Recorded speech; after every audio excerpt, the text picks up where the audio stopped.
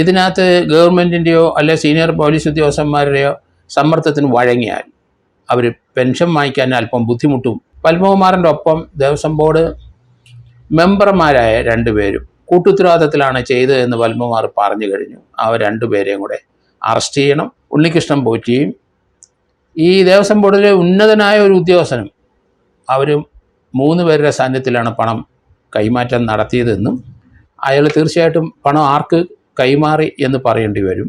27 വർഷത്തെ ശബരിമലയിലെ ചരിത്രം തികഞ്ഞേ പറ്റുള്ളൂ. അതിൽ എത്രയോ ഇരട്ടി അമ്പലങ്ങളും അമൂല്യമായ സ്വത്തുക്കളും നമ്മുടെ ക്ഷേത്രങ്ങളിലുണ്ട്. അതിനൊക്കെ ഒരു കണക്ക് വേണ്ടേ? അതിങ്ങനെ തട്ടിച്ചെടുത്താൽ മതിയോ? ഈ 1250 ക്ഷേത്രത്തിലെ സ്വത്തുവകൾ സംരക്ഷിക്കാൻ അവർ ബാധ്യസ്ഥരാണ്. അതുകൊണ്ടല്ലേ അവർക്കിപ്പം പിടി വീണത്. അവർക്കെതിരായിട്ട് നടപടി എടുക്കുന്നതിന് ഒരു തടസ്സവും പാർട്ടി നിൽക്കാൻ പാടില്ല എന്ന് തന്നെയാണ് എൻ്റെ വ്യക്തിപരമായ അഭിപ്രായം. ശബരിമല സ്വർണ്ണ കൊള്ളയുമായി ബന്ധപ്പെട്ട വിഷയം തന്നെയാണ് ഇന്നും ചർച്ച ചെയ്യുന്നത്. Retired SP George Joseph sir ഒപ്പമുണ്ട്. ജോർജ് ജോസഫ് സാർ, ഈ ശബരിമല സ്വർണ്ണ കവർച്ച കേസ് അട്ടിമറിക്കാൻ പ്രത്യേക അന്വേഷണ സംഘത്തിന് മേൽ 2 IPS ഉദ്യോഗസ്ഥർ സമ്മർദ്ദം ചെലുത്തുന്നുവെന്ന ആരോപണവുമായി പ്രതിപക്ഷ നേതാവ് VD സതീശൻ കഴിഞ്ഞ ദിവസം രംഗത്തെത്തിയതാണ്. ഈ നീക്കത്തിൽ നിന്ന് അവർ പിന്മാറിയില്ല എങ്കിൽ പേരുകൾ വെളിപ്പെടുത്തുമെന്നും സതീശൻ പറഞ്ഞിട്ടുണ്ട്. ഏറെ ഗൗരവതരമുള്ള ആരോപണമല്ലേ സതീശൻ്റേത്? തീർച്ചയായിട്ടും അത് വളരെ ഗൗരവമുള്ള ആരോപണം തന്നെ. പക്ഷേ IPS ഉദ്യോഗസ്ഥന്മാർ 2 പേര് സമ്മർദ്ദം ചെലുത്തിയാലും ഈ SIT അതിന് വഴങ്ങുമെന്ന് എനിക്ക് തോന്നുന്നില്ല. കാരണം അതിലെ അന്വേഷണ ഉദ്യോഗസ്ഥൻ ശശിധരൻ IPS, അദ്ദേഹം റാങ്കിൽ നിന്ന് സബ് ഇൻസ്പെക്ടറായിട്ട് തിരഞ്ഞെടുക്കപ്പെട്ട് പ്രൊമോട്ട് ചെയ്ത് വന്നയാളാണ്. അയാൾക്ക് സർവീസിൽ കിട്ടാനുള്ള എല്ലാം കിട്ടിക്കഴിഞ്ഞു. IPSും കിട്ടി. അദ്ദേഹത്തിന് നല്ലതായിട്ട് ഇൻവെസ്റ്റിഗേഷൻ അറിയാം എന്നൊരു പേരും പെരുമയും ഉണ്ട്. രണ്ടാമത്, അദ്ദേഹത്തിന് ഈ അവിടെ നിന്ന് മാറ്റിയാലും പിടിച്ചാലും ഒരു നഷ്ടവും അദ്ദേഹത്തിനില്ല. കാരണം ഹൈക്കോടതിയുടെ ഡയറക്ഷൻ അനുസരിച്ചാണ് അദ്ദേഹം വന്നത്. അത് ഗവൺമെൻറ്റിന് മാറ്റാൻ കഴിയില്ല. ചില കാര്യത്തിൽ നല്ല സമ്മർദ്ദം അദ്ദേഹത്തിന് ഉണ്ടാവും. കാരണം സൂപ്പർവൈസറി ഓഫീസർ ADGP അദ്ദേഹത്തിൻ്റെ മേൽ സമ്മർദ്ദം ഉണ്ടാവും. അദ്ദേഹത്തിൻ്റെ സീനിയറായ ഉദ്യോഗസ്ഥന്മാർ സമ്മർദ്ദം ചെലുത്തും. ആ സമ്മർദ്ദം ചെലുത്തത് തീർച്ചയായിട്ടും അത് ഏക്കില്ല. അങ്ങനെ സമ്മർദ്ദം ചെലുത്തിയാൽ ഇതിൽ നിന്ന് പിന്തിരിഞ്ഞാൽ ഹൈക്കോടതിയുടെ നിരീക്ഷണത്തിലാണ് ഇത് നടക്കുന്നത്. എവിടെയാണ് പാളിച്ചകൾ എന്ന് ഹൈക്കോടതിക്ക് പെട്ടെന്ന് മനസ്സിലാവും. അതുതന്നെയല്ല, ഈ കേസിൻ്റെ അന്വേഷണം മോണിറ്റർ ചെയ്യുന്നുണ്ട് ഹൈക്കോടതി. സ്ലോ ഡൗൺ, അല്പസ്വല്പം അമാന്തം സ്ലോ ഡൗൺ ചെയ്ത കാര്യം ഹൈക്കോടതിക്ക് മനസ്സിലായി. സമ്മർദ്ദം ഏറുന്നുണ്ടെന്നും ഹൈക്കോടതിക്ക് മനസ്സിലായി. അതുകൊണ്ട് ഈ അന്വേഷണ ടീം SIT അതൊന്നും നോക്കേണ്ട ആവശ്യമൊന്നുമില്ല. അവർ ഇതിനകത്ത് ഗവൺമെൻറ്റിൻ്റെയോ അല്ലെ സീനിയർ പോലീസ് ഉദ്യോഗസ്ഥന്മാരുടെയോ സമ്മർദ്ദത്തിന് വഴങ്ങിയാൽ അവർ പെൻഷൻ വാങ്ങിക്കാൻ അല്പം ബുദ്ധിമുട്ടും എന്ന് തന്നെയാണ് ഞാൻ കരുതുന്നത്. സർ, ശരിക്കും ഈ പ്രത്യേക അന്വേഷണ സംഘത്തിന് മേൽ വൻ സമ്മർദ്ദമുണ്ടോ സർക്കാരിൻ്റെ ഭാഗത്ത് നിന്ന്? തീർച്ചയായിട്ടും ഉണ്ടാവും. കാരണം പത്മകുമാറിന് ശേഷം അന്വേഷണം അല്പം താളം തല്ലിയ പോലെ തോന്നുന്നുണ്ട്. പക്ഷേ ധാരാളം കാര്യങ്ങൾ വെരിഫൈ ചെയ്ത ശേഷം മാത്രമേ SITക്ക് ഒരാളെ, പ്രത്യേകിച്ച് രാഷ്ട്രീയത്തിലെ ഏറ്റവും ഉന്നതിയിലൊക്കെ നിൽക്കുന്നവരെ, അവർക്ക് അറസ്റ്റ് ചെയ്യുന്നതിന് മുമ്പ്, കാരണം അവർ ഹൈക്കോടതിയിലും സുപ്രീം കോടതി വരെയൊക്കെ പോകും, നല്ലൊരു ഡിഫൻസ് അവരൊക്കെ അവരുടെ ചെയ്ത കുറ്റം എന്താണെന്ന് കൃത്യതയോടെ അവർ മനസ്സിലാക്കിയ ശേഷം അറസ്റ്റ് ചെയ്യുന്നതാണ് ഉത്തമമെന്ന് ഞാൻ കരുതുന്നു. അതുകൊണ്ട് ഇതുവരെ ഉള്ള അറസ്റ്റിലേക്ക് വലിയ പ്രശ്നങ്ങളൊന്നും ഉണ്ടെന്ന് എനിക്ക് തോന്നുന്നില്ല. ഇനി അതിനകത്ത് പത്മകുമാറിൻ്റെ ഒപ്പം ദേവസ്വം ബോർഡ് മെമ്പർമാരായ 2 പേരും കൂട്ടുത്തരവാദിത്തത്തിലാണ് ചെയ്തതെന്ന് പത്മകുമാർ പറഞ്ഞു കഴിഞ്ഞു. അവർ 2 പേരെയും കൂടെ അറസ്റ്റ് ചെയ്യണം. അതിനെ ഒന്നും അമാന്തിക്കരുത് SIT. അവരെ അറസ്റ്റ് ചെയ്യുമ്പം അതിനുശേഷം അതിൻ്റെ മുകളിലോട്ട് ആരെങ്കിലും ഉണ്ടെങ്കിലും അതിനും അമാന്തിക്കരുത്. കാരണം ഇപ്പം പുതിയ പുതിയ കാര്യങ്ങൾ വെളിവായി വരികയാണ്. കാരണം 4 പഞ്ചലോഹ വിഗ്രഹങ്ങൾ കടത്തി എന്നുള്ള കാര്യത്തിൽ എവിഡൻസ് വന്നു കഴിഞ്ഞു. അതുകൊണ്ട് അന്വേഷണ ഉദ്യോഗസ്ഥന്മാർ ഇനി വളരെ സൂക്ഷിച്ച് വേണം മുന്നോട്ട് പോകാൻ. അന്വേഷണം എങ്ങും എത്തിയില്ല, ഒരു 25% എത്തിയുള്ളതെന്നാണ് ഞാനും കരുതുന്നത്.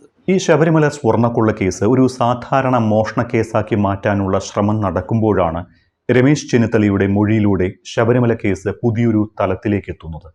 ശബരിമല സ്വർണ്ണക്കൊള്ളയിൽ 500 കോടി രൂപയുടെ ഇടപാട് നടന്നിട്ടുണ്ട് എന്നും ഇതിൽ അന്താരാഷ്ട്ര മാഫിയയ്ക്ക് ബന്ധമുണ്ട് എന്നും ചെന്നിത്തല മൊഴി നൽകുകയും ചെയ്തിട്ടുണ്ടായിരുന്നു. രമേശ് ചെന്നിത്തലയുടെ ഈ ഒരു മൊഴി നിർണായകമല്ലേ?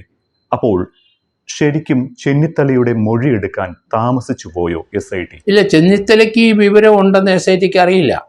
അത് ചെന്നിത്തല അത് ഡിസ്ക്ലോസ് ചെയ്തപ്പോൾ അത് പറഞ്ഞപ്പോഴാണ് SITക്ക് മനസ്സിലായ. ഉടൻ തന്നെ അവർ നോട്ടീസ് കൊടുത്തു, അദ്ദേഹത്തിൻ്റെ മൊഴി രേഖപ്പെടുത്തി. അദ്ദേഹം ആരെ ഉദ്ദേശിച്ചാണ് തനിക്ക് ഈ വിവരം, അല്ലെങ്കിൽ ആരെ കയ്യിൽ നിന്നാണ് തനിക്ക് ഈ വിവരം കിട്ടിയെന്നുള്ള കാര്യം ഡിസ്ക്ലോസ് ചെയ്തു. അതും അന്വേഷണ ഉദ്യോഗസ്ഥരെ മുമ്പിൽ വെളിപ്പെടുത്തി. ആ ആളെ SIT സമൻ ചെയ്ത് വരുത്തി മൊഴി രേഖപ്പെടുത്തി. ഡി മണി എന്ന ഒരാൾ ആണ് ഇതിൻ്റെ പിന്നിൽ പ്രവർത്തിച്ചത്. അയാൾ 4 പഞ്ചലോക വിഗ്രഹങ്ങൾ ശബരിമലയിലെ വാങ്ങിച്ചെന്നും അത് അതിൻ്റെ പണം കൊടുത്തെന്നും ആ പണം കൊടുത്തത് തിരുവനന്തപുരത്ത് വെച്ചാണെന്നും ഡി മണി തിരുവനന്തപുരത്തെത്തി ഉണ്ണികൃഷ്ണൻ പോറ്റിയും ഈ ദേവസ്വം ബോർഡിലെ ഉന്നതനായ ഒരു ഉദ്യോഗസ്ഥനും അവർ 3 പേരുടെ സാന്നിധ്യത്തിലാണ് പണം കൈമാറ്റം നടത്തിയതെന്നും ഉണ്ണികൃഷ്ണൻ പോറ്റി അറിയാം. ആ വിവരങ്ങളും ലഭിച്ചിട്ടുണ്ട്. ഇനി ഡി മണി ആരാണ്, അയാളെ അറിയാം. SITക്ക് അങ്ങനെ ഒരു കഥാപാത്രം ഉണ്ട് എന്ന് മനസ്സിലാക്കിയിട്ടുണ്ട്. അയാളെ ഇനി കസ്റ്റഡിയിൽ എടുക്കേണ്ടിയിരിക്കുന്നു. ശബരിമലയിലെ 4 പഞ്ചലോഹ വിഗ്രഹങ്ങൾ കടത്തിയെന്നും ഡി മണി എന്നറിയപ്പെടുന്ന ചെന്നൈ സ്വദേശി അത് വാങ്ങിയെന്നുമാണ് രമേശ് ചെന്നിത്തല പറഞ്ഞ വ്യവസായി SITക്ക് മൊഴി നൽകിയിരിക്കുന്നത്. 2019-20 വിഗ്രഹങ്ങൾ കടത്തിയത് എന്നാണ് ഈ ഒരു വ്യവസായി SITക്ക് മൊഴി നൽകിയിരിക്കുന്നതും. ശബരിമലയുടെ ഭരണ ചുമതലയുള്ള ഒരു ഉന്നത നേതൃത്വം നൽകി 4 പഞ്ചലോഹ വിഗ്രഹങ്ങൾ കടത്തി. രാജ്യാന്തര സംഘമാണ് ഇതിനു പിന്നിൽ. ഉണ്ണികൃഷ്ണൻ പോറ്റിയായിരുന്നു ഇതിന് ഇടനില. 2020 ഒക്ടോബർ 26 തിരുവനന്തപുരത്ത് വെച്ചാണ് പണം കൈമാറ്റം നടന്നത്. ഡി മണിയും ഉണ്ണികൃഷ്ണൻ പോറ്റിയും ഉന്നതനും മാത്രമാണ് ഇവിടെ ഉണ്ടായിരുന്നത് എന്നൊക്കെയുമാണ് ഈ ഒരു വ്യവസായി മൊഴി നൽകിയത് എന്നാണ് പറയപ്പെടുന്നത്. ഈ ഒരു മൊഴി വിശ്വസിക്കാനാകുമോ? എത്രത്തോളം ഗൗരവമുണ്ട് ഈ ഒരു മൊഴി? അത് വിശ്വസിക്കേണ്ടി വരും. കാരണം പണം കൈമാറ്റം ചെയ്ത് ആളുടെ കാര്യം പറയുന്നുണ്ട് ഡി മണി. അയാളെ കണ്ടെത്തുക, അങ്ങനെ ആ കഥാപാത്രം ഉണ്ടെന്ന് SITക്ക് അറിയാമെന്നാണ് വാർത്തകൾ വരുന്നത്. അതുകൊണ്ട് അയാളെ കസ്റ്റഡി എടുത്തു കഴിയുമ്പം അയാൾ തീർച്ചയായിട്ടും പണം ആർക്ക് കൈമാറി എന്ന് പറയേണ്ടി വരും. 4 പഞ്ചലോക വിഗ്രഹം എങ്ങോട്ട് പോയെന്നും പറയേണ്ടി വരും. അതുകൊണ്ട് അന്വേഷണം എങ്ങും എത്തിയില്ല എന്നാണ് ഞാൻ പറയുന്നത്. ഇത് ശബരിമലയിലെ ധാരപാലക ശില്പത്തിലോ അല്ലെങ്കിൽ അവിടുത്തെ കട്ടിലപ്പടിയിലോ അല്ലെങ്കിൽ വാതിലിലെ സ്വർണ്ണം അല്ല. ഇത് പഞ്ചലോക വിഗ്രഹമാണ്. അപ്പോൾ ശബരിമലയിലെ ഇതുപോലെയുള്ള ലോഹങ്ങൾ പുരാവസ്തു പ്രാധാന്യമുള്ള എത്രമാത്രം ഉണ്ടെന്നൊരു കണക്കൊന്നും അവിടെ ഇല്ല. അത് കൃത്യമായ ഒരു കണക്കില്ല. ഏതായാലും ഇപ്പോൾ അവിടെ ഉള്ള സാധനങ്ങളുടെ ഒരു കണക്ക് അതിപ്പോൾ എടുത്തിട്ടുണ്ട്. ഹൈക്കോടതി റിട്ടയർഡ് ആയ ഒരു ജഡ്ജ് തന്നെയാണ് എടുത്തിരിക്കുന്നത്. അതുകൊണ്ട് ഇപ്പോൾ ഉള്ളത് എത്രയെന്ന് ഒരു കണക്ക് വന്നിട്ടുണ്ട്. അതിനു മുമ്പ് അങ്ങനെ ഒരു കണക്കില്ല. അവിടെ എന്തൊക്കെയോ ഉണ്ടെന്നുള്ളതിനൊരു കണക്കില്ല. അപ്പോൾ അതുകൊണ്ട് അവിടെ നഷ്ടപ്പെട്ടതിന് വീണ്ടെടുക്കുന്നതോടുകൂടി ആ കണക്കിന് വ്യത്യാസം വരും. അവിടുന്ന് എന്തൊക്കെയാണ് കടത്തിയെന്നുള്ളത് ഒരു വ്യക്തത SITക്കില്ല, ആർക്കുമില്ല. കടത്തിയവർക്ക് മാത്രം അറിയാം അത്.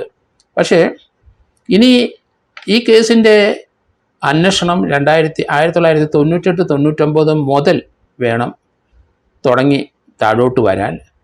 ഏതായാലും ഇപ്പോൾ 25 വർഷമായി. 25 98 ആയാലും 27 വർഷത്തെ ശബരിമലയിലെ ചരിത്രം ചകയിഞ്ഞേ പറ്റുള്ളൂ. എന്തൊക്കെ സ്വത്ത് അവിടെ ഉണ്ടായിരുന്നു, എവിടൊക്കെയാണ് തട്ടിക്കൊണ്ടുപോയത്.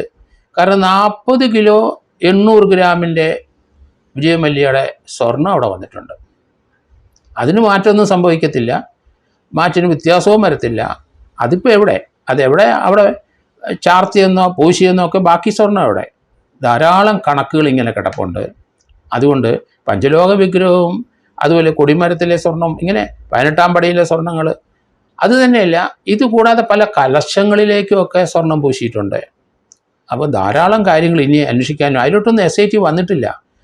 അവരിപ്പോൾ അന്വേഷിക്കുന്നത് ഹൈക്കോടതി കണ്ടെത്തിയ ആ ധാരപാലക ശില്പത്തിലെ സ്വർണം, അതുപോലെ തന്നെ അതിൻ്റെ വാതിൽപ്പടിയിലെ സ്വർണം, അതിൻ്റെ കതകിലെ സ്വർണം, അങ്ങനെ ചില ഏരിയയിലെ സ്വർണത്തിൻ്റെ കാര്യമാണ് ഇപ്പം ചാനലുകളും അതുപോലെ എല്ലാവരും ചർച്ച ചെയ്തുകൊണ്ടിരിക്കുന്നത്. അവിടെ അല്ല കാര്യങ്ങൾ കിടക്കുന്നത്. നമുക്ക് 40 കിലോ 800 ഗ്രാമിൻ്റെ തുടക്കം അവിടം വരെ പിടിക്കാം. ആ സമയത്ത് ശബരിമലയിൽ എവിടൊക്കെ എന്തൊക്കെ സ്വർണം പൂശിയിട്ടുണ്ട്. വിജയമല്യ വരുന്നതിന് മുമ്പ് ധാരാളം ഏരിയയിൽ സ്വർണം പൂശിയിട്ടുണ്ടല്ലോ.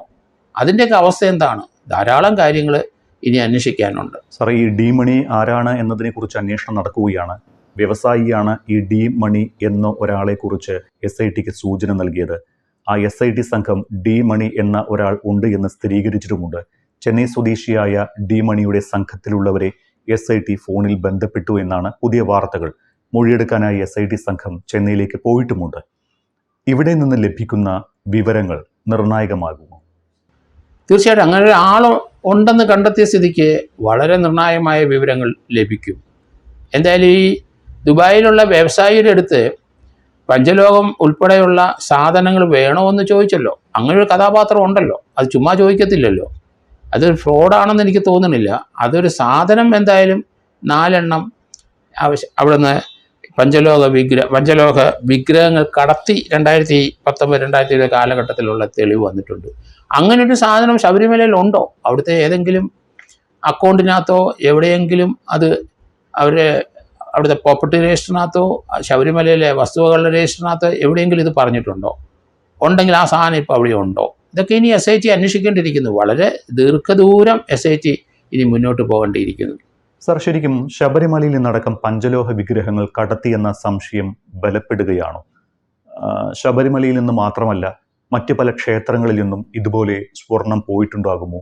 ഈ ഒരു സാഹചര്യത്തിൽ അന്താരാഷ്ട്ര ബന്ധം ഉറപ്പായോ ശബരിമല കൊള്ളയിൽ? തീർച്ചയായിട്ടും. കാരണം കേരളത്തിലെ പുരാതനമായ എന്തുമാത്രം ക്ഷേത്രങ്ങളാണ്. 1250 ക്ഷേത്രങ്ങളിലെ ജീവനക്കാർക്ക് ശമ്പളം കൊടുക്കുന്നത് ശബരിമലയുടെ വരുമാനത്തിൽ നിന്നാണ്. ഒരു മാസവും 30 കോടി രൂപയോളം ചെലവ് വരുന്നുണ്ടെന്നാണ് മനസ്സിലാക്കിയിരിക്കുന്നത്. അതുകൊണ്ട് കേരളത്തിലെ ഈ 1250 ദേവസ്വം ബോർഡിൻ്റെ കീഴിൽ വരുന്ന അമ്പലങ്ങളുടെ കാര്യം മാത്രമല്ല, അതിൽ എത്രയോ ഇരട്ടി അമ്പലങ്ങളും അമൂല്യമായ സ്വത്തുക്കളും നമ്മുടെ ക്ഷേത്രങ്ങളിലുണ്ട്. അതിനൊക്കെ ഒരു കണക്ക് വേണ്ടേ? അതിങ്ങനെ തട്ടിച്ചെടുത്താൽ മതിയോ? അത് തന്നെയല്ല, അമ്പലത്തിലെ ദൈവവിശ്വാസികളായവർ അവർ ദൈവത്തിൻ്റെ അടുക്കലേക്ക് കൂടുതൽ അടുക്കും തോറും കൂടുതൽ സംഭാവനകളും സ്വർണങ്ങളും ക്യാഷുകളുമായിട്ട് അതുപോലെ ഇതുപോലെയുള്ള ചില അവർക്ക് വിലപിടിപ്പുള്ള സാധനങ്ങളൊക്കെ സംഭാവന ചെയ്യാറുണ്ട്. അപ്പോൾ അതിനൊക്കെ കണക്ക് വേണം. 1250 ക്ഷേത്രത്തിലെ ദേവസ്വം ബോർഡിൻ്റെ കീഴിലുള്ള ക്ഷേത്രത്തിലേക്ക് അതിനൊക്കെ കൃത്യമായ കണക്ക് വേണമെന്നുള്ള രീതിയിൽ പോകണം. അല്ലാതെ ദേവസ്വം ബോർഡ് പ്രസിഡന്റുമാരും മെമ്പർമാരും അവിടെ കുത്തിയിരുന്ന് പണം പൊട്ടിക്കാനുള്ള ഒരു സംവിധാനം അല്ലല്ലോ. ഈ 1250 ക്ഷേത്രത്തിലെ സ്വത്തുവകൾ സംരക്ഷിക്കാൻ അവർ ബാധ്യസ്ഥരാണ്. അതുകൊണ്ടല്ലേ അവർക്കിപ്പം പിടി വീണത്. ഇവിടെ ഇപ്പോൾ പ്രതിപക്ഷം ആരോപണം ഉന്നയിക്കുന്നത് പോലെ ഈ അന്വേഷണം അട്ടിമറിക്കാൻ ഉയർന്ന IPS ഉദ്യോഗസ്ഥർ ശ്രമിക്കുന്നു, രാഷ്ട്രീയ നേതാക്കളിലേക്ക് അന്വേഷണം നീളാതിരിക്കാനുള്ള ശ്രമം നടക്കുന്നു എന്ന ആരോപണങ്ങൾ ഉയരുമ്പോൾ തന്നെയാണ് വ്യവസായിയുടെ ഉൾപ്പെടെ മൊഴി പുറത്തു വന്നിരിക്കുന്നത്. ഇതേക്കുറിച്ച് അന്വേഷണം നടക്കുകയുമാണ്. അപ്പോൾ ഇപ്പോഴത്തെ സംഭവ വികാസങ്ങൾ സർക്കാരിനെയും CPM-നെയും പ്രതിസന്ധിയിലാക്കുന്നുണ്ടോ, അല്ലെങ്കിൽ പ്രതിസന്ധിയിൽ ആക്കുമോ? സർക്കാരിനും CPM-നും അതിനകത്ത് പങ്കുണ്ടോ എന്ന് നമുക്കറിയില്ലല്ലോ. ആ CPM-ൽ പ്രവർത്തിക്കുന്ന ഉന്നതരായ ചിലരും ഇത് പണം മോഷ്ടിച്ചടിച്ച് അല്ലെങ്കിൽ സ്വർണം മോഷ്ടിച്ചുകൊണ്ട് പോയി എന്നുള്ള സത്യമാണ്. അത് അവർ വലിയാടാകട്ടെ, പാർട്ടി അതിനെന്തിനാണ് വിഷമിക്കുന്നത്? കാരണം ഇങ്ങനെയുള്ളവർ പലരും പാർട്ടിയെ ക്ഷീണപ്പെടുത്തിയെന്ന് മാത്രം ചിന്തിച്ചാൽ മതി. അതുകൊണ്ട് അവർക്കെതിരായിട്ട് നടപടി എടുക്കുന്നതിന് ഒരു തടസ്സവും പാർട്ടി നിൽക്കാൻ പാടില്ല എന്ന് തന്നെയാണ് എൻ്റെ വ്യക്തിപരമായ അഭിപ്രായം. സാർ, എന്തായാലും നമുക്കിനി അടുത്ത എപ്പിസോഡിൽ ബാക്കിയുള്ള കാര്യങ്ങൾ ചർച്ച ചെയ്യാം. അതായത് CBI അന്വേഷണം ആവശ്യപ്പെട്ടുള്ള ഹർജി ഹൈക്കോടതി ക്രിസ്മസ് അവധി കഴിഞ്ഞ് പരിഗണിക്കാൻ മാറ്റിയിരിക്കുകയാണ്. കേസ് ഏറ്റെടുക്കാൻ ഒരുക്കമാണ് എന്ന് CBI പറഞ്ഞിട്ടുണ്ട്. അപ്പോൾ CBI വന്നാൽ എന്തായിരിക്കും സംഭവിക്കുക, CBI അന്വേഷണം ആവശ്യമുണ്ടോ എന്നീ കാര്യങ്ങൾ അടുത്ത എപ്പിസോഡിൽ ചർച്ച ചെയ്യാം.